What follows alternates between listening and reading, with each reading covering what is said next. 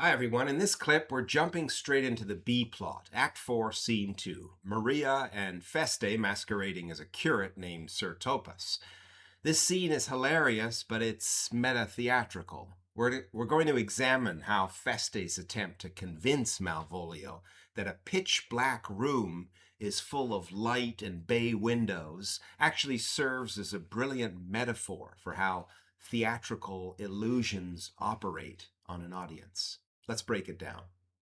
We jump immediately back to scene 2, and we got Maria and Festy in our B plot, as it were, now pretending to be a curate for Sir Topas, as Sir Topas, which, as the note makes clear, a name derived from Chaucer's Comic Knight in the rhyme of Sir Topas, or from a similar character in Lilly's Endymion.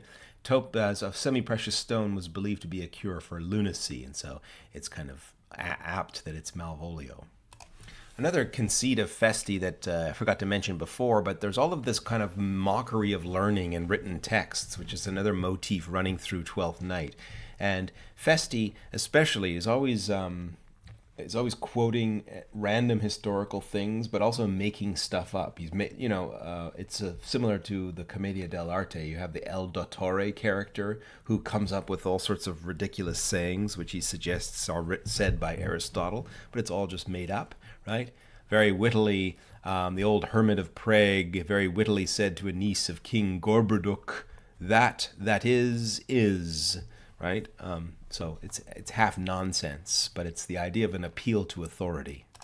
And Festy, as it points out, is full of contradictions. He even says they're trying to convince Malvolio that it's not night. He's shut up in a room. It's kind of awful, and he's tied up. And now he's trying to say that it's actually nice and clear. It hath bay windows transparent as barricadoes, and the clerestories toward the south-north as lustrous as ebony. Well, barricadoes aren't transparent, and so there's just like all sorts of weird paradoxes even going on with respect to that. But it's also the spirit of theater, right? So just as Shakespeare's theater will have people believe that it's night in a scene, even though it's day, or it's day in a scene where the sun's already gone down in the globe, so Festy can say, actually, it's not dark at all, Malvolio. It's day, and you kind of have to go with that in some ways.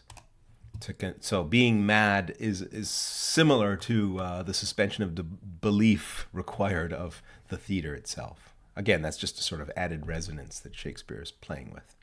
It's a beautiful paradox in a way. To enjoy theater, the audience must participate in a form of voluntary madness, accepting that it's night even when the sun is shining on the stage. Malvolio's tragedy is that he's too rigid to enjoy the game. Well, if you enjoyed this look at Shakespeare's meta-theatrical tricks, smash that like button and I'll catch you in the next breakdown.